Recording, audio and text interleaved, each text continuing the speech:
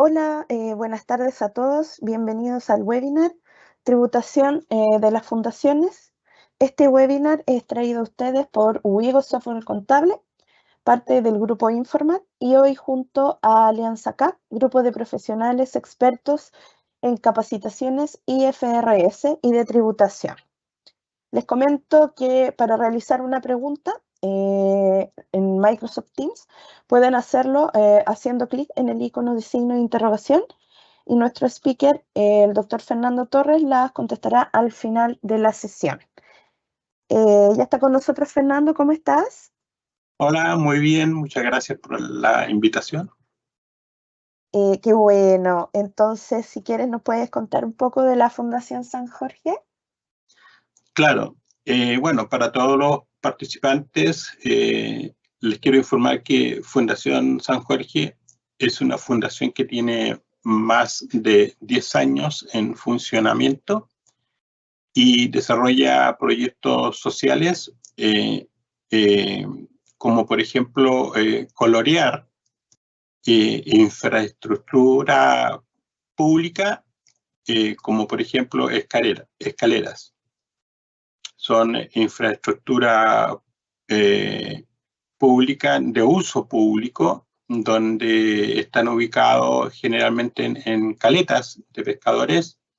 La idea es colorear ese lugar con una participación ciudadana. Es a través de pequeñas partes de cerámica, eso se llama mosaicos, y entonces con un diseño elegido por la ciudadanía.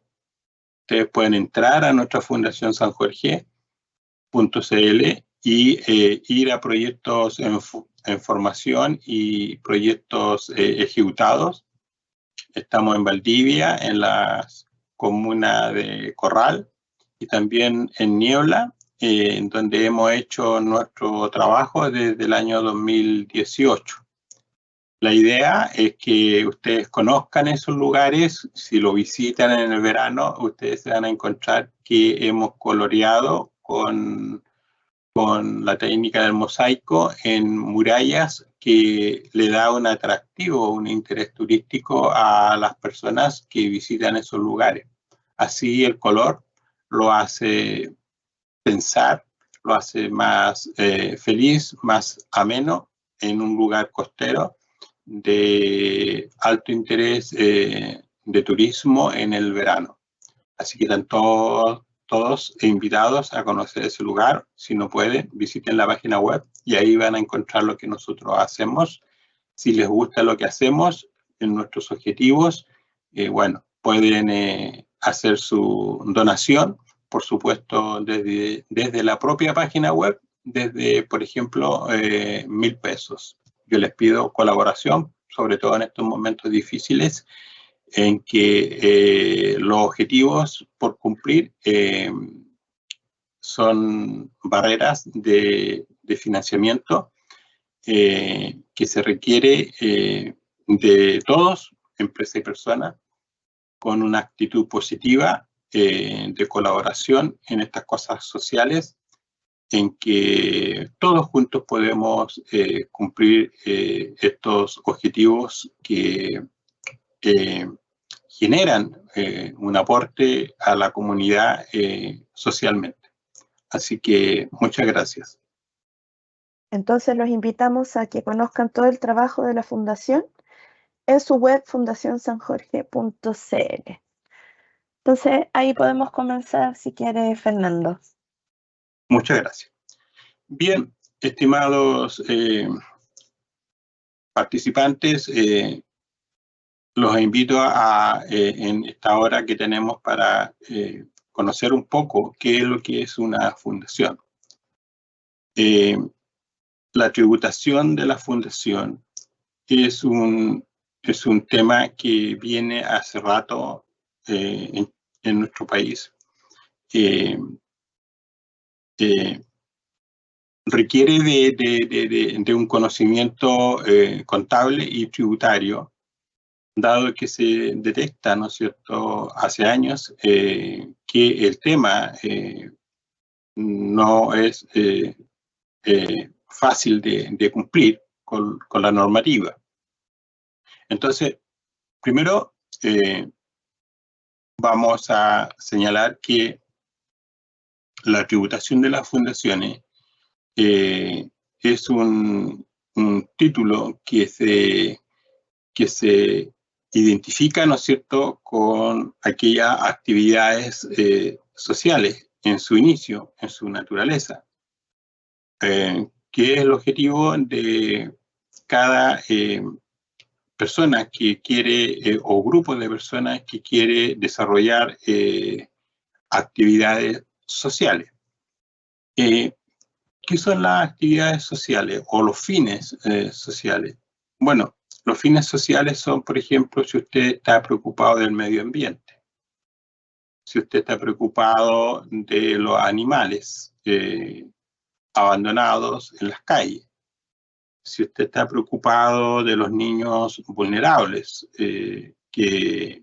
niños y niñas vulnerables que por razones, ¿no es cierto?, que naturales de la sociedad quedan marginados de grupos de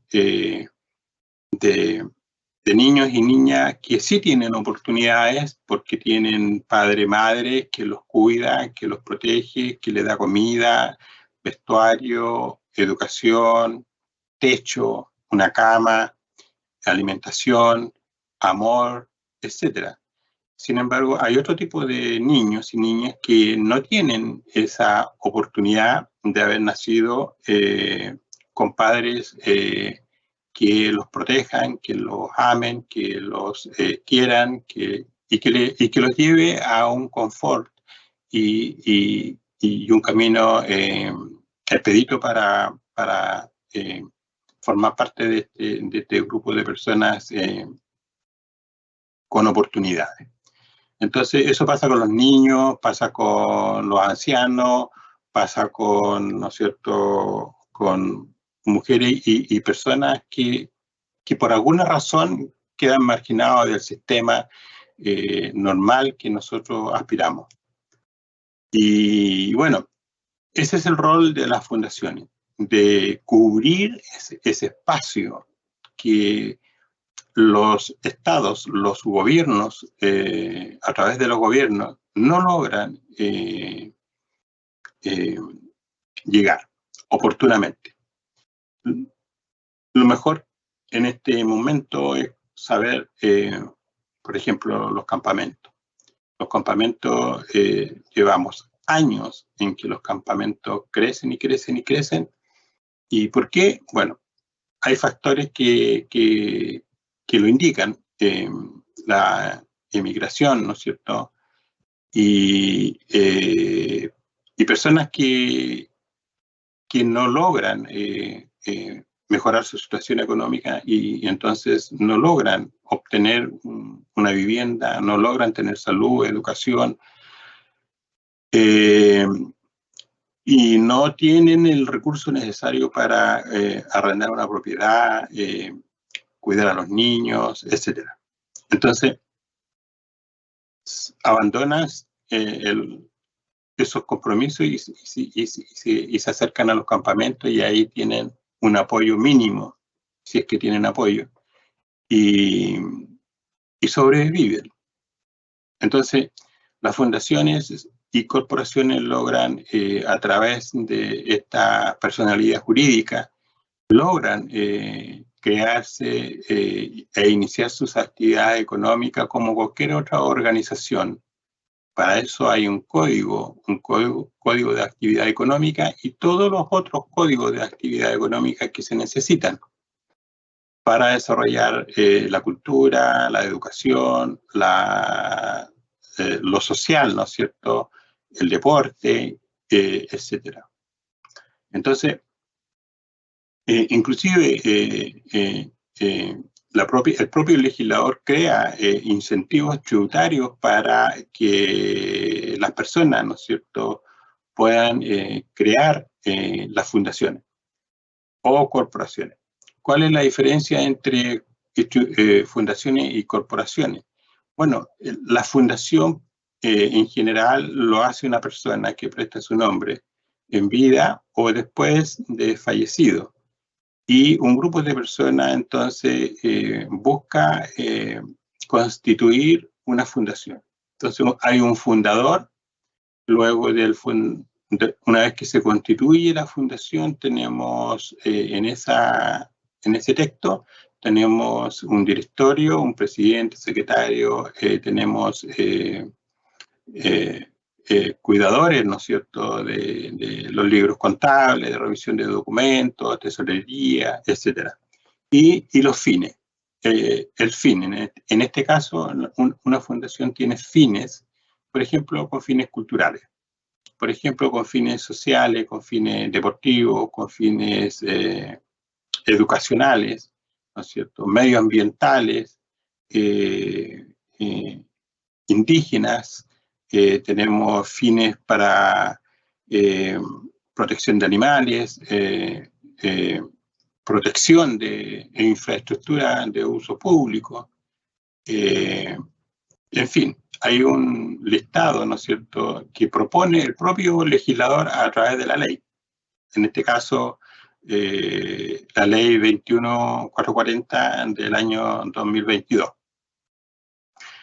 Luego tenemos las corporaciones, que son un grupo de personas que tienen un objetivo común. Entonces, un grupo de personas tiene un objetivo común y se agrupan a través de esta entidad jurídica y se denomina corporaciones. Las corporaciones requieren, es diferente a las fundaciones, las corporaciones requieren en su legislación, por ejemplo, un directorio, presidente, secretario, tesorero, cuidadores de cuentas, ¿no es cierto?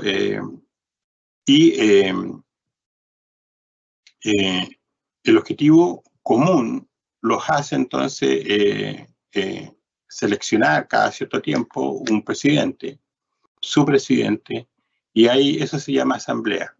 Entonces va rotando el presidente o se mantiene, depende de la asamblea, ¿no es cierto?, que elige a sus autoridades cada cierto tiempo. Y así se hace diferente a una fundación, dado que ahí, ¿no es cierto?, el fundador o el presidente hace una política, ¿no es cierto?, de renovación del directorio. Bueno, vamos al tema de la tributación de la fundación.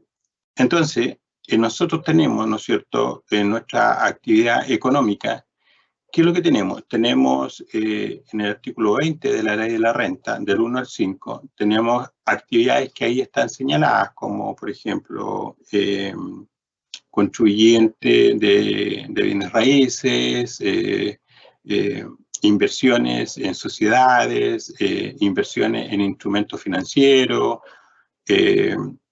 tenemos, ¿no es cierto?, otras actividades económicas, comerciales, de factor de comercio, etcétera.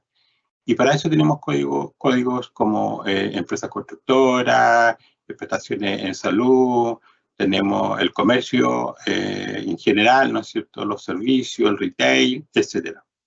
Entonces, esos códigos de actividad económica nos permiten desarrollar la actividad que nosotros conocemos. Bueno, si una fundación o una corporación desarrolla, ¿no es cierto?, una actividad que está dentro del artículo 20 de la Ley de la Renta, entonces esto genera una situación híbrida para una fundación o corporación.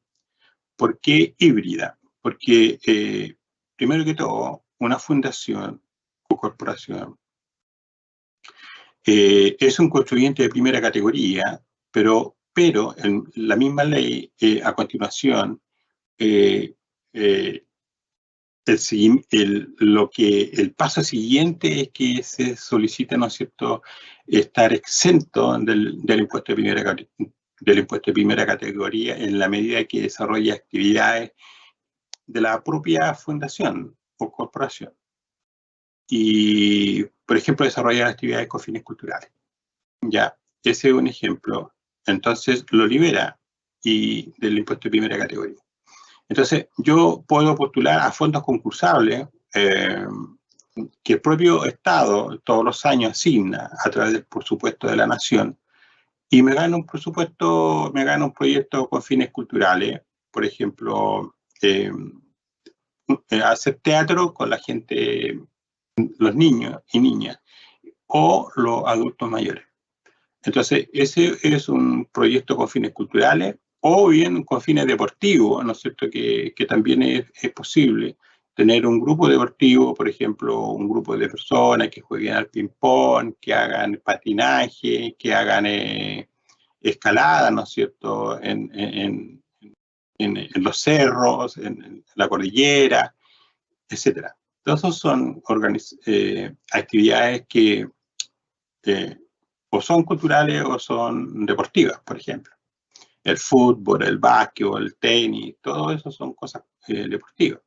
Entonces ahí tiene proyectos que puedo postular a concursos que el propio Estado asigna a través del presupuesto de la Nación, y obtengo los recursos y hago la actividad que yo he señalado. Bueno, hasta ahí no soy contribuyente de primera categoría, no estoy afecto a IVA por el servicio que presto, y entonces me comporto como una entidad en su naturaleza, sin fines de lucro, sin tomar actividades que estén dentro del artículo 20 de la Ley de la Renta.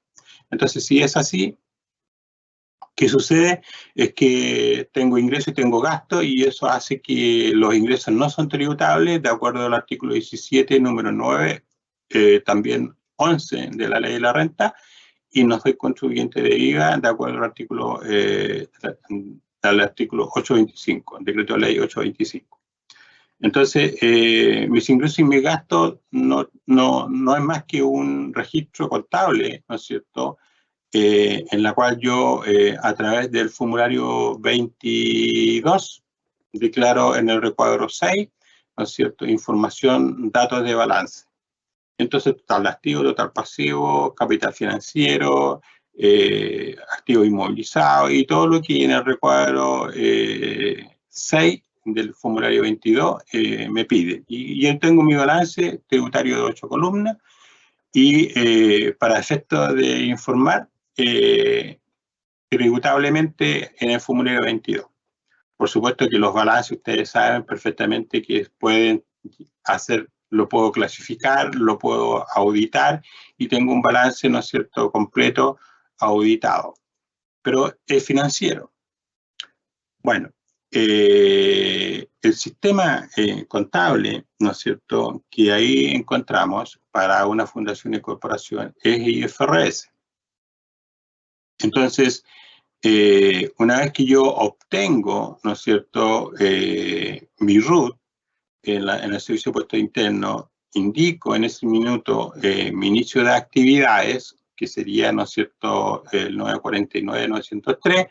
Entonces, en ese minuto yo no soy contribuyente de primera categoría. El sistema me libera. Ya. Entonces, y desarrollo, ¿no es cierto?, de acuerdo a mi estatuto, la actividad económica.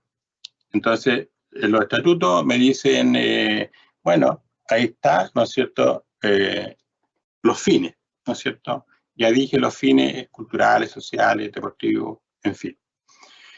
Entonces, y postulo proyectos y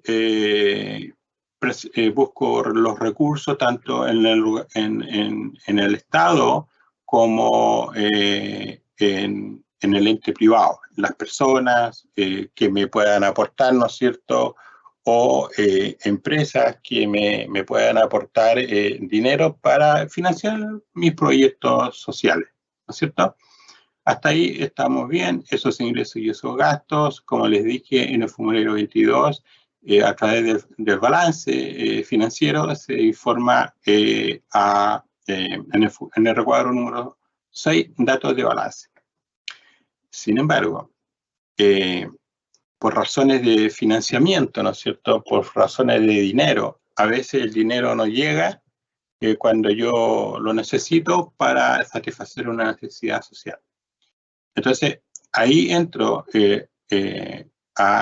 alguien dice por ahí, oye, ¿por qué no hacemos algo y desarrollamos, por ejemplo,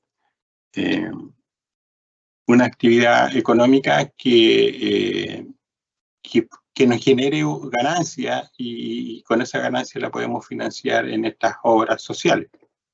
Bueno, es una opción. Entonces, si yo entro al artículo 20, ¿no es cierto?, ahí cualquiera de esos artículos, del 1 al 5, yo puedo quedar afecto al impuesto de primera categoría. ¿No es cierto? Hasta ahí estamos bien. Entonces ahora tengo dos, ¿no es cierto? Tengo dos actividades. Una que son no afecto, ¿no es cierto?, no afecto y afecto a primera categoría. Inclusive puedo quedar afecto a primera categoría y puedo quedar afecto a IVA, ¿no es cierto?, de acuerdo al decreto de ley 825. Entonces, va a depender de la actividad económica. Si yo compro, por ejemplo, pañales para vender pañales baratos o donar pañales a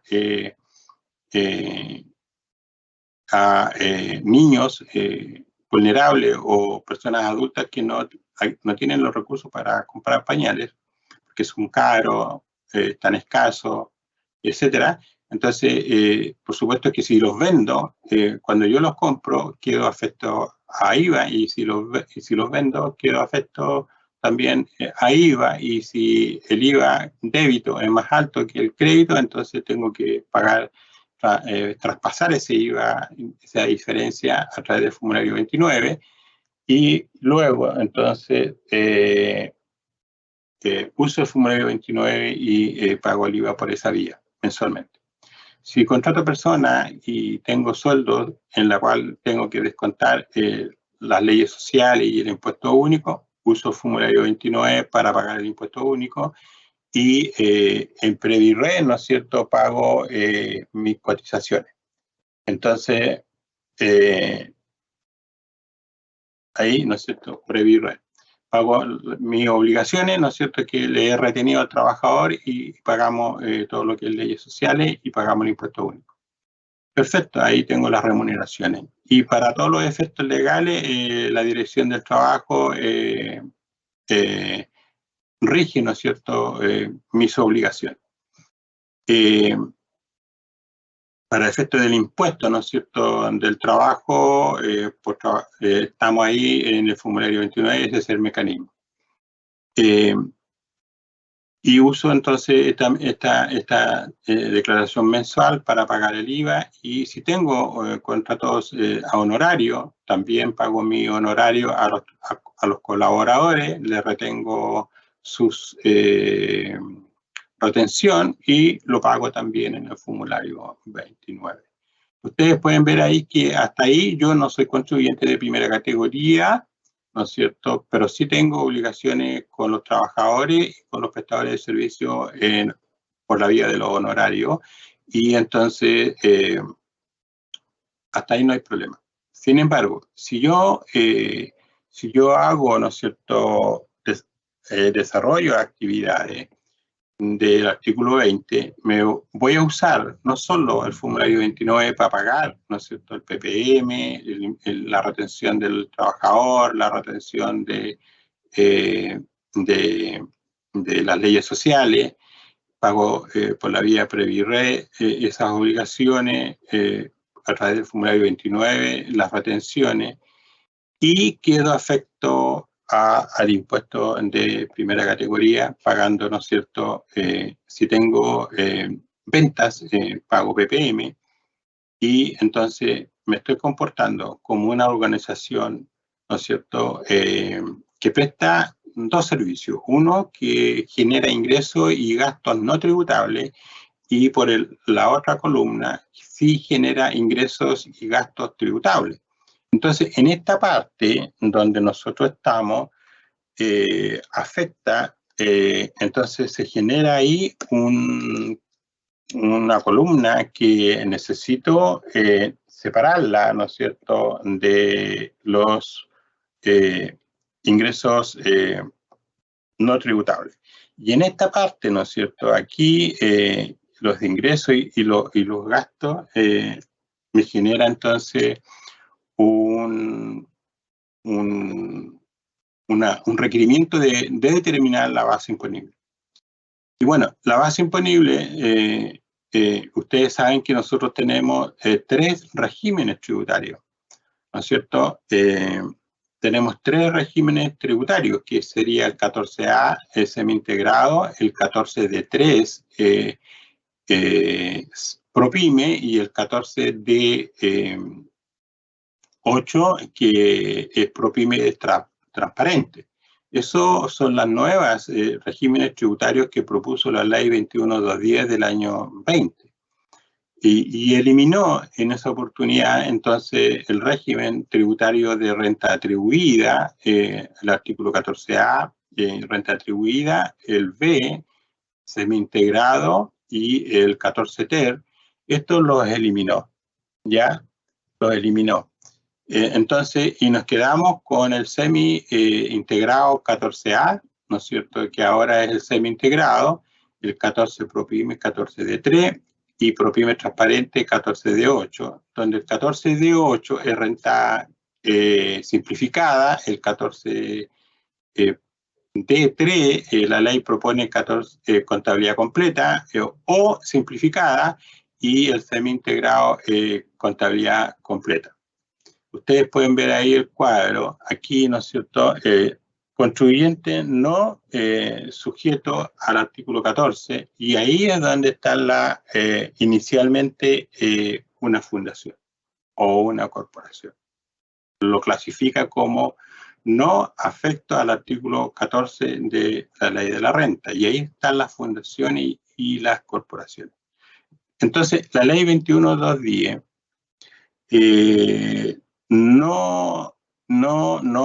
no altera este régimen, sino que lo que hace es llevarlo en la ley 21.210 a una letra G, ¿no es cierto?, donde ahí lo clasifica en la letra G como no afecta al artículo 14, en la letra G de la ley 21.210 del año 20, y en el formulario 22 usted busca, ¿no es cierto?, después de la línea 51, 52, 53, ahí encuentra la línea en donde usted, si desarrolla actividad del artículo 20, va a colocar la base imponible, el monto de la base imponible. Y la tasa del impuesto de esta entidad, cuando desarrolla actividad del artículo 20, es 25%. ¿Ya? El 25%. Entonces, el otro régimen de renta presunta, que es la que tenemos aquí, ¿no es cierto?, usted puede ver ahí que tampoco la ley 21.210 lo modifica, sino que lo mantiene. Entonces, tenemos aquí, ¿no es cierto?, estos 2 regímenes en que la ley 21.210 no lo toca, y crea 3 regímenes tributarios. Entonces, con este gráfico podemos ver algunas cosas que son súper importantes. Si usted desarrolla actividad del artículo 20, ¿no es cierto?, como fundación o como corporación, una buena opción es que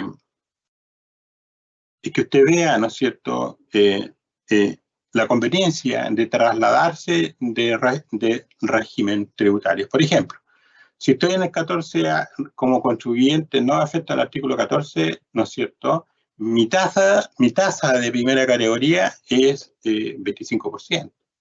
Entonces, y yo sé que la ley 21.256, ¿no es cierto?, la ley 21.256, lo que hace es que la tasa del 25% para para el régimen, ¿no es cierto?, 14D lo deja en 10%. Entonces, 10%. Entonces, yo puedo trasladarme de aquí a acá. ¿Por qué me traslado de ahí? Por la tasa. Me conviene pagar el 10%. Y yo sé que con el tiempo, gradualmente, eso es lo que sale en el proyecto de la reforma tributaria, que se cayó, pero se quiere reiniciar. Y todo el mundo, cuando uno lee lo que se habla en el Congreso, todos están pensando en mantener la tasa del 10%, cosa que ocurrió este 2023 para el 2024. Recuerden que este año para la PYME era 25%. Así está en la ley 21210. Y la 21256 rebaja esta tasa transitoriamente por 3 periodos al 10% y terminaba en el año tributario 2023. Entonces el 2020, 21, 22, el 10%.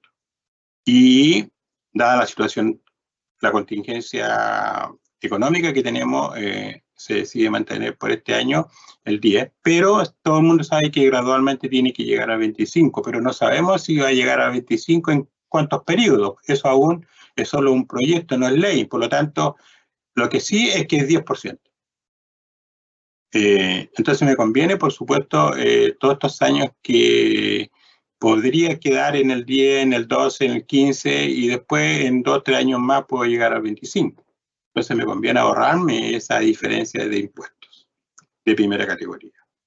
Entonces, entonces la pregunta es, ¿puedo trasladarme, si yo desarrollo actividad del artículo 20, ¿puedo trasladarme al régimen ProPyme 14D3? La respuesta es sí.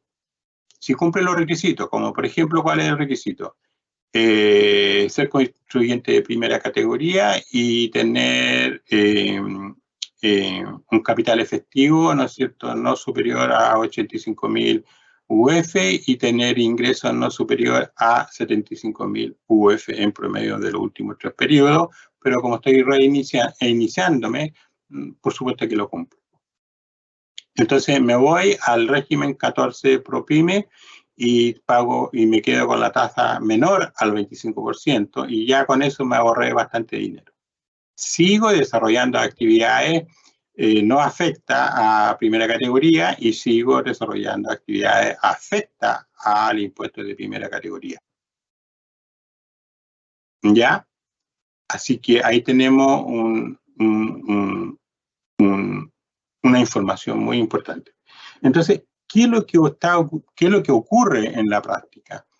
Que una fundación o corporación que desarrollan actividades del artículo 20 de la ley de la renta, entonces se va a comportar, ¿no es cierto?, se comporta tal cual como cualquier otra entidad con fines de lucro.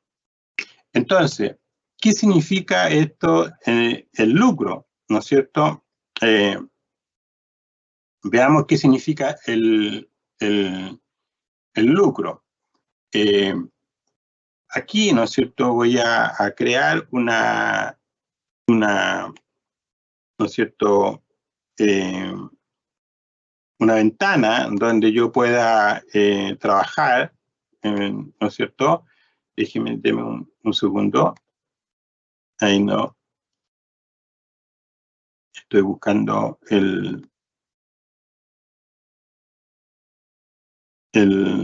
la pantalla.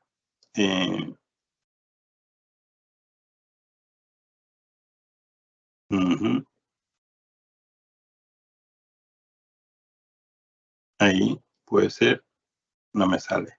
Bueno, el hecho es que voy a buscar un espacio aquí para poder explicarles el tema de la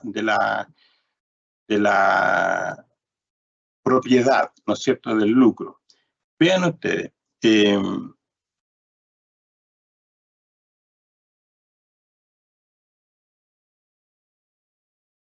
aquí sí, pantalla, ahí estamos, ahí. Ustedes van a ver la pantalla en negro Y yo voy a separar esta situación, en la pantalla la voy a separar en dos, ¿no es cierto? Y vamos a trabajar aquí. Entonces, cuando esta es una fundación, ¿no es cierto? Y su estructura financiera es igual a una entidad con lucro, ¿no es cierto? Es igual, donde aquí tenemos los activos, tenemos los pasivos y tenemos el patrimonio. El activo, el pasivo y el patrimonio. Pero estos son, esta puede ser una limitada, por ejemplo, una sociedad por acción, que es lo mismo que, ¿no es cierto?, una sociedad anónima cerrada, una sociedad anónima abierta, y aquí tenemos una limitada, también tenemos una IRL, ¿no es cierto?, y así son sociedades, ¿no es cierto? Por lo tanto, aquí yo tengo dueños, ¿no es cierto? Aquí son dueños 1, 2, 3, infinito, ¿no es cierto? Tengo dueños. Son dueños de la empresa, ¿no es cierto?, a través de su participación. Entonces, cuando ellos pagan el impuesto la empresa paga el impuesto de primera categoría, ¿no es cierto?, por ejemplo, paga impuestos de primera categoría 100 millones, bueno, esto se transforma en crédito. Esto se transforma en un crédito por 100 millones. Si lo pago es un crédito por 100 millones y si lo retiro, ¿no es cierto?, estos retiros se van al socio 1, 2 y 3. 1, 2 y 3. Entonces, ese crédito, las personas, ¿no es cierto?, las personas lo van a utilizar en sus impuestos finales. Entonces, todo el impuesto pagado por la empresa se transforma en crédito cuando, ¿no es cierto?, soy del 14 de 3, ¿no es cierto? Ahí es 100% integrado. El crédito será 65% si la empresa pertenece al régimen semi-integrado, ¿no es cierto? Van a usar el 65% del impuesto pagado por la empresa. ¿Quiénes lo usan? Los accionistas o los dueños de esta empresa, o los dueños o 100% integrado cuando es 14 de 3. En el 14 de 8, ¿no es cierto?, no hay pago de impuesto de primera categoría, entonces la base imponible se asigna a los propietarios. Bueno, pero vámonos acá, donde aquí esto es una fundación o corporación. Fundación o corporación, ¿no es cierto? Ahí. Entonces, aquí no hay dueño. Sin embargo, yo igual desarrollo actividades de primera categoría, por lo tanto tengo una base imponible y quedo afecto al impuesto de primera categoría. Y supongamos que sean los mismos 100 el impuesto a pagar. Pero el crédito, este crédito, ¿no es cierto?, también es 100, ¿verdad? Pero no tiene dueño, no existe el dueño. No sé si pueden ver al dueño, ¿no es cierto? El dueño 1, el dueño 2, el dueño 3, estos dueños no están acá, ¿no es cierto? Aquí usted no los tiene, acá no tiene al dueño, no existe. Por lo tanto, este crédito que está aquí, usted lo ve, ¿no es cierto? No lo usa nadie. No lo usa nadie. ¿Por qué? Porque no hay dueño. No existe el concepto de la propiedad en una fundación. Entonces, el impuesto que yo, por desarrollar actividad del artículo 20 de la ley de la renta, pago mi impuesto de primera categoría y ahí termina el asunto. Entonces, si yo pago, ¿no es cierto?, el 10%, por lo tanto, si pagué 100 millones, bueno, está claro que mi base imponible son 1.000 millones, ¿no es cierto?, 1.000 millones. Por lo tanto, al pagar mi impuesto, si mi base imponible es 1.000 millones, pago mi impuesto, me queda una utilidad neta, ¿no es cierto?, de 900 millones. Por lo tanto, esos 900 millones se supone que se reinvierten, ¿no es cierto?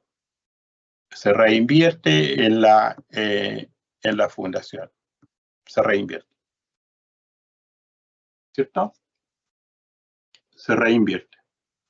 Pero en cambio, acá, ¿no es cierto?, en este otro lado, las utilidades se fueron para el socio 1, socio 2, socio 3. No hay, ¿no es cierto?, no existe este flujo aquí, ¿no es cierto?, cero, porque lo retiraron todo. Si no lo retiran todo, porque se acogieron, por ejemplo, al beneficio de la reinversión de las utilidades, de acuerdo al artículo 14, letra E, bueno, ahí pagaron la mitad de la base imponible, pagaron menos impuestos, y la diferencia, la ley también dice que ha sido reinvertido en la empresa.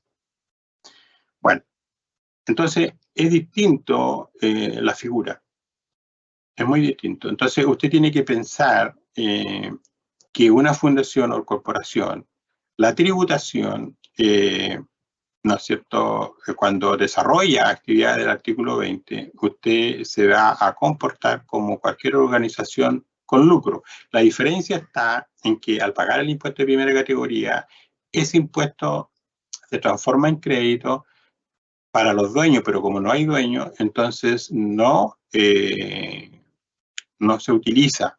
Sin embargo, mi obligación es como a través de llevar los registros empresariales, ¿no es cierto?, voy a llevar mi registro empresarial porque tengo un RAE y tengo un SAC, un saldo acumulado de crédito, que nunca va a rebajarse porque soy una fundación o corporación. Nunca se rebaja porque no hay reparto de dividendos, no hay reparto de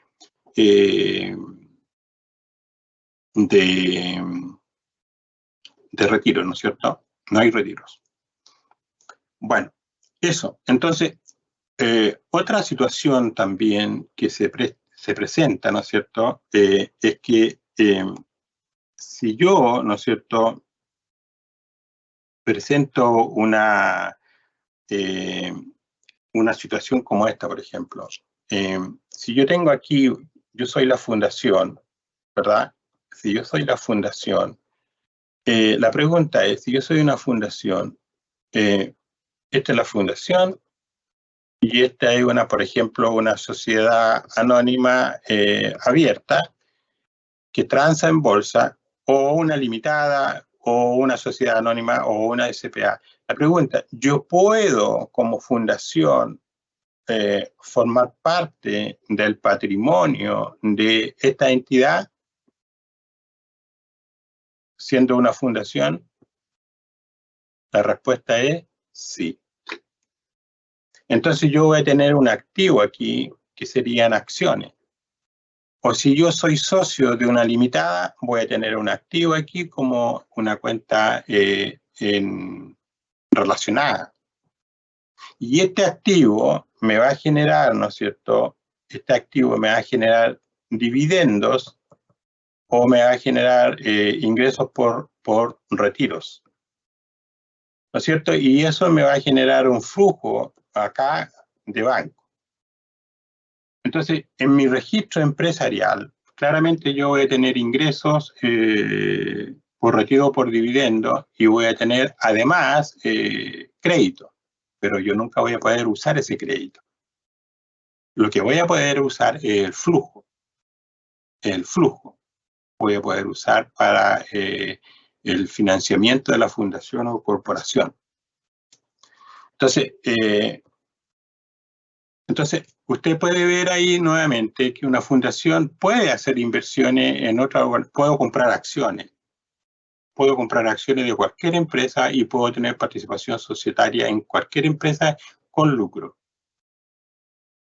Pero cuando recibo dividendo o retiro, el flujo solo lo puedo ocupar y el crédito nunca lo voy a poder ocupar, pero sí lo voy a registrar en el registro empresarial, en la columna de saldo acumulados de crédito. Eso. Y nunca voy a poder transformarme en una empresa IRL, sociedad por acción, sociedad limitada. Nunca voy a poder transformarme porque no existe esa figura. Como también a la inversa. nunca se va a poder transformar, no existe esa ¿no es cierto?, esa transformación a través de una planificación tributaria, por ejemplo. No voy a poder usar eso. Entonces, es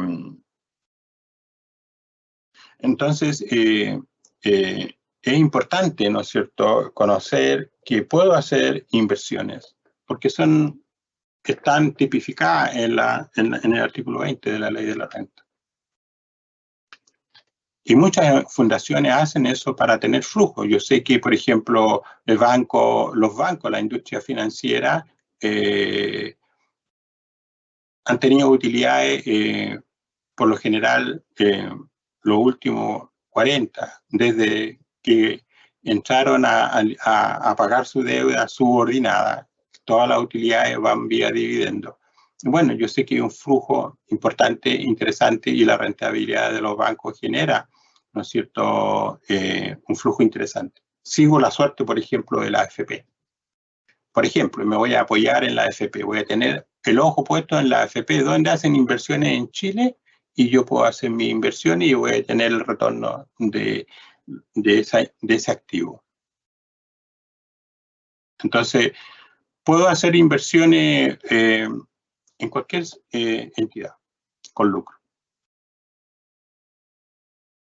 Y entonces, obviamente que esas inversiones en acciones o en sociedades, por supuesto, cuando yo determino mi renta líquida, la anulo, ¿no es cierto?, en la renta líquida. Aquí, ¿no es cierto?, cuando yo determino mi renta líquida imponible, el dividendo y estos ingresos por retiro percibidos de otras entidades, yo lo voy a anular en la renta líquida. ¿Por qué? Porque pagan impuestos, esas platas pagan impuestos en su empresa de origen, de donde salieron los recursos. No tienen efecto en mi renta líquida. Entonces, yo uso el flujo como fundación. Así que, atención con eso, queda mucho por aprender sobre las corporaciones y fundaciones, siempre pensando en la tributación y en la contabilidad. Y lo otro que quiero señalarle, que el código inicial que nosotros usamos es el que yo dije, que este 949-903. Es el código de la actividad económica. Y, ¿no es cierto?, tenemos las mismas obligaciones que una organización con lucro cuando desarrollamos actividades del artículo 20 de la Ley de la Renta. Si no desarrollamos actividades del artículo 20 de la Ley de la Renta, entonces me comporto como una corporación o como una fundación y no estoy afecto a impuestos de primera categoría. ¿Vale? No estoy impuesto. Lo que nosotros históricamente tenemos es un boletín técnico número 63 que está derogado, que fue emitido por el Colegio de Contadores de Chile en su oportunidad. Pero hoy la contabilidad es otra, es NIF para PYME, para organizaciones sin fines de lucro.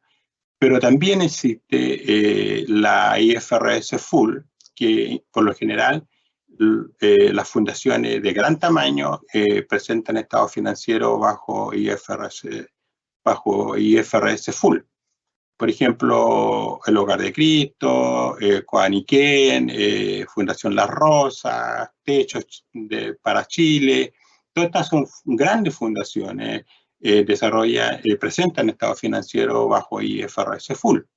Pero la mediana y pequeña fundación, ¿no es cierto?, que no es exigible en su directorio llevar IFRS Full, entonces lleva IFRS para PYME. En el boletín técnico 81, 82 y 85 del año 2010, usted entra a Google y se va a enterar que es obligación para llevar contabilidad, ¿no es cierto? Aquí dice obligación de llevar contabilidad a contar del 1 de enero del 2013 IFRS NIF para PYME. IFRS NIF para PYME. Entonces, eso está a contar del 1 aquí dice obligatorio, ¿no es cierto?, para emitir estado financiero IFRS para PYME.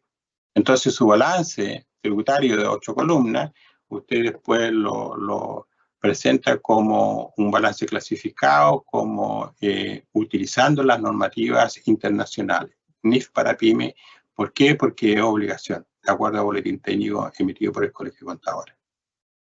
Eso. Entiendo que ahora, ¿no es cierto?, nos preparamos para las consultas. Así es, Fernando. Muchas gracias por la presentación de este tema tan en boga. Y como decía usted, comenzamos la sesión de preguntas y respuestas. Yo no sé si las puede ver usted o se las leo. Déjeme, entonces, producir esto. Léamelo mientras tanto, que están a mano. Ahí. Sí, ahí le hago la primera pregunta de Marcos Rivas. Dice, las fundaciones deben obtener RUT, pero si no tengo renta del artículo 20 de la LIR, ¿debo igual hacer inicio de actividades? No, porque en la práctica son dos cosas distintas, ¿no es cierto? Yo puedo solo pedir RUT, por ejemplo, y no tener actividad económica. Entonces, si tengo RUT, lo hago por una necesidad de, por ejemplo, adquirir bienes y, bueno, el RUT me permite pedir factura. Pero la actividad económica, cuando yo pida actividad económica, en ese caso, yo tengo que acogerme a la normativa tributable. Perfecto, acá dice, la contabilidad debe llevarse igual si no hay inicio de actividades ante el Servicio de Impuestos Internos. A ver, ¿cómo? Eso es. La contabilidad debe llevarse igual si no hay inicio de actividades ante el Servicio de Impuestos Internos. La misma persona que hizo la pregunta anterior. Claro, es que eso es muy buena la pregunta, porque si yo tengo solo RUT, ¿no es cierto?, voy a tener, no tengo inicio de actividad económica. Entonces, tributablemente, en la página del servicio usted le ofrece llevar contabilidad computacional en hoja suelta. Entonces, si usted fuera el presidente de la fundación y tiene solo RUT, y tiene ingreso y tiene gasto, entonces, ¿cómo va a controlar los ingresos y los gastos? Sería un flujo, ¿no es cierto?, de caja solamente. Y si usted quiere conocer en qué se ha gastado la plata, bueno, ahí nace el activo y si tiene deuda, nace el pasivo y nace el patrimonio, ¿no es cierto?, que es el aporte inicial. Entonces, si tiene solo RUT, claro, usted va a tener un balance interno para usted que solo le sirve a usted y al directorio y a los aportantes, a los donantes, ¿no es cierto?, para información financiera. Pero para efectos tributarios, usted tiene que desarrollar, tiene que solicitar actividad económica. La actividad económica le permite solicitar contabilidad computacional y ahí entonces nace la obligación tributaria tal como está señalado en la ley de la renta. Perfecto, aquí Cecilia nos pregunta, dice, hoy estuve en el Servicio de Impuesto Interno. Llevo la contabilidad de una corporación con fines de desarrollo social, personas vulnerables. Le factura al hospital, servicio de salud por prestaciones por proyecto del Estado y me dicen que debo emitir factura con IVA. ¿Dónde puedo buscar más información? Porque le escuché que no debía ser con IVA. Muchas gracias. Claro, usted tiene que ver, a ver, si emitió factura, esa factura, ¿no es cierto?, es por el servicio que prestó. Ahora hay que ir a ver el servicio que prestó. Entonces puede quedar, ¿no es cierto?, si son consultoría, la nueva ley, la 21442, ¿no es cierto?, que rige a contar de el año pasado, de septiembre del año 22, donde todas las sociedades que prestaban servicio, asesoría, ¿no es cierto?, quedaron afecto a IVA. Entonces, ahí usted tiene que ir a esa ley y buscar la actividad que desarrolla. Claro, queda afecto a IVA. Pero si es, por ejemplo, un servicio de kinesiología, eso no está afecto a IVA. Si es un servicio, por ejemplo, una atención médica, eso no está afecto a IVA. Si usted presta una asesoría, está afecto a IVA. Si usted presta un servicio, eso está afecto a IVA. Si usted presta, por ejemplo, capacitación, una capacitación y tiene el giro de capacitación, eso no está afecto a IVA. Entonces, tienen que ver esa parte. Perfecto. Acá pregunta, sí, ¿cómo tributan los bingos, kermés o la recaudación por venta de entradas? ¿Cómo tributan? Los bingos, kermés o la recaudación por venta de entradas. Eso preguntan. Sí, ahora encontré la pregunta. Ah, perfecto. Entonces, ¿cómo tributan los bingos? Bueno, hay un bingo. Ustedes saben que nosotros no informamos al servicio, pero también sabemos que cuando nos pilla el servicio, nos cobra multa porque, bueno, esto sí hay premio y todo eso. Entonces, lo que hay que ir es al servicio de impuesto interno y pagar un impuesto único, ¿no es cierto? Porque es una sola oportunidad y uno tiene una estimación de ingreso y de gasto, entonces ahí le determinan un impuesto a pagar en carácter de único.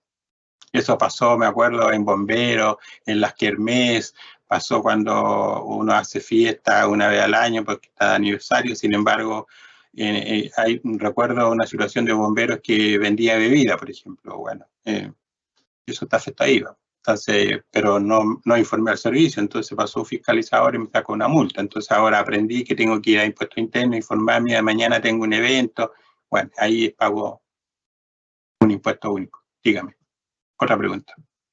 ¿Las fundaciones por sus actividades de primera categoría paga 25% o 27%?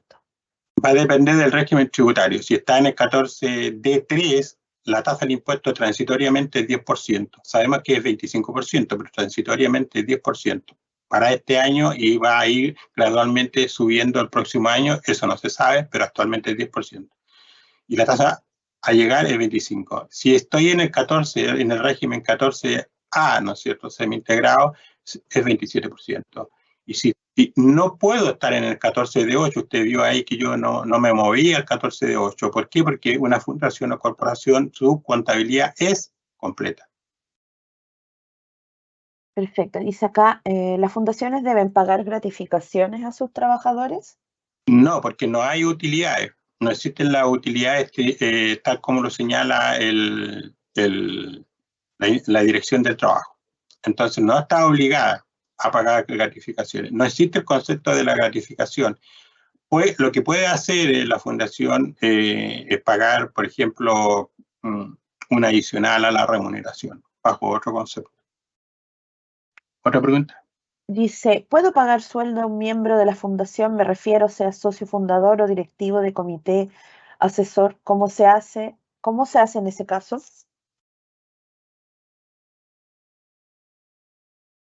Otra vez, por favor. Dice, si puede pagar sueldo a un miembro de la fundación. Me refiero, sea socio fundador o directivo de comité asesor. ¿Cómo se hace en ese caso? La ley de la renta lo dice claramente. Le hace la ley que acabo de señalar, 21442 del año pasado, donde dice claramente, y también lo puede leer en la ley de las organizaciones sin fines de lucro en la 21210, donde dice claramente que los directores no podrán remunerarse. Sin embargo, si desarrollan una actividad diferente a lo que señalan los estatutos, entonces puede ser remunerado y puede ser remunerado a valor de mercado. Entonces, si yo soy presidente, ¿cuáles son mis obligaciones como presidente de una fundación? Velar por el fiel cumplimiento de los fines que tiene la fundación. Perfecto. Pero yo soy, por ejemplo, abogado y alguien demanda a la fundación. Y bueno, todos me quedan mirando y me dicen, oye, este es tu tema, así que defiéndanos. Y yo, como soy abogado, lo voy a hacer. Y bueno, y la fundación me va a pagar. Yo presté ahí una actividad distinta a lo que dicen los estatutos. Entonces me remunera. Perfecto, acá dice, las fundaciones no están obligadas a llevar los registros de rentas empresariales. No están obligadas cuando no tienen actividad del artículo 20 de la ley de la renta, cuando no tienen participación en otras empresas, por ejemplo, tal como lo vimos. No están obligadas. Entonces, cuando no pagan impuestos, cuando no desarrollan actividad del artículo 20, no llevan registros empresariales. Lo único que llevan y utilizan, ¿no es cierto?, en el formulario 22 son el recuadro número 6, que son información de balance. Eso es todo lo que debe cumplir. Perfecto. Acá preguntan, ¿las fundaciones pueden invertir en operaciones del artículo 107 de la LIR? Claro, como yo lo presenté ahí, puedo comprar acciones y si son del 107, bueno, puedo comprar acciones. Esas acciones, si después las vendo, ojo que la 107 en la ley 21.210 quedó, ¿no es cierto?, la ganancia quedó afecta a primera categoría.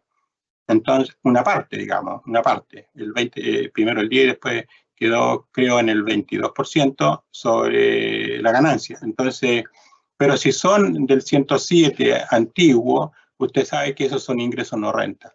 Así que puedo hacer inversiones.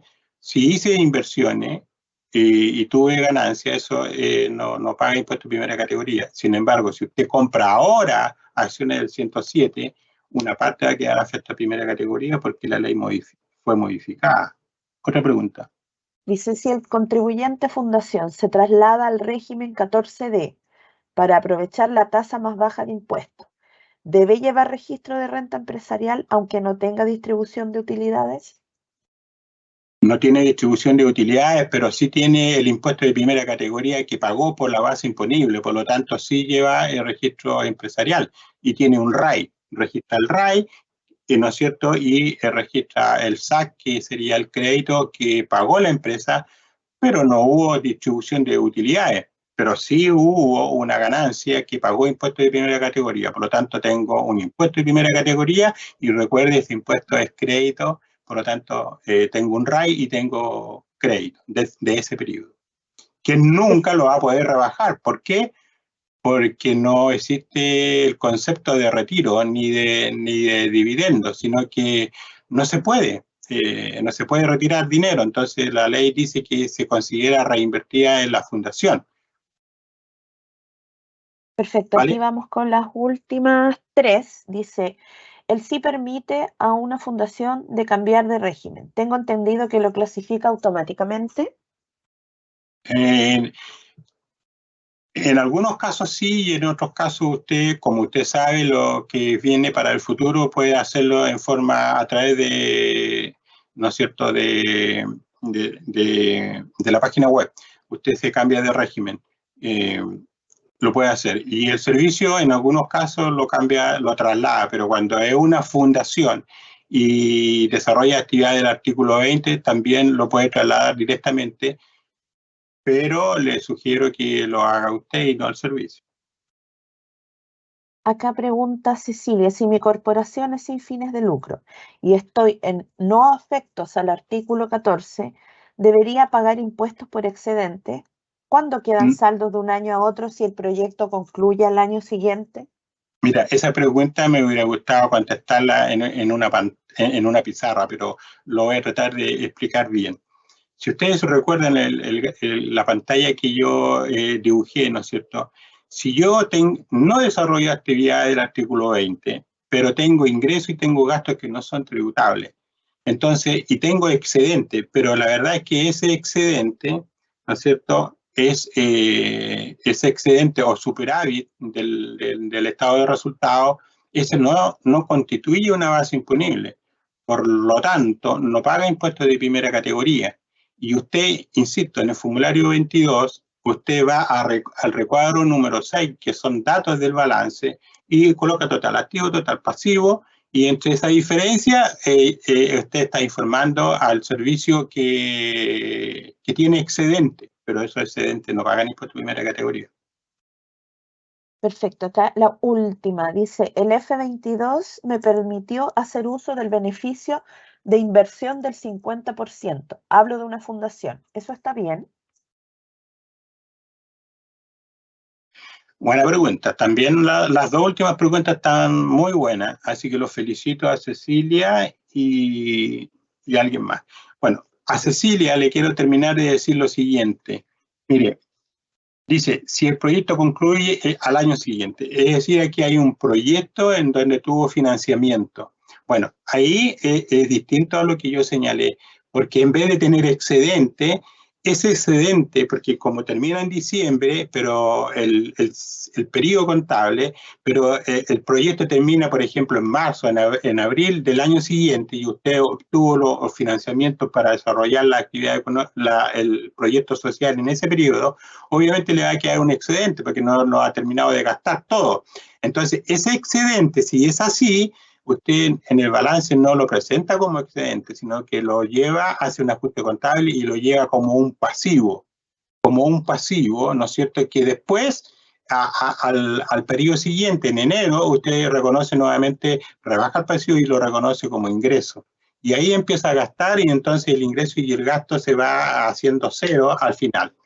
Porque a usted le pasaron 100 millones para gastar 100 millones. Entonces, yo les recomiendo hacer el ajuste contable contra un pasivo al 31 de diciembre y cuando presente y vaya al recuadro de balance de datos del FUT, en el recuadro número 6, va a total de activo, total de pasivo, por tanto van a ser iguales y no se va a generar esa diferencia. Eso es lo que corresponde en realidad, porque ahí lo que quiero decir es que cuando yo tengo fondos concursables, yo esos 100 millones que acabo de señalar, y que lo voy a terminar de gastar en el año siguiente, la verdad es que yo ese es un pasivo cuando ingresa, no es un ingreso.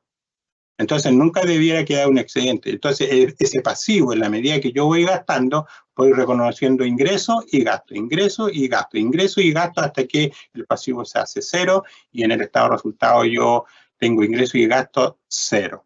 Entonces, y la última pregunta que me dice, efectivamente, muy buena esa pregunta.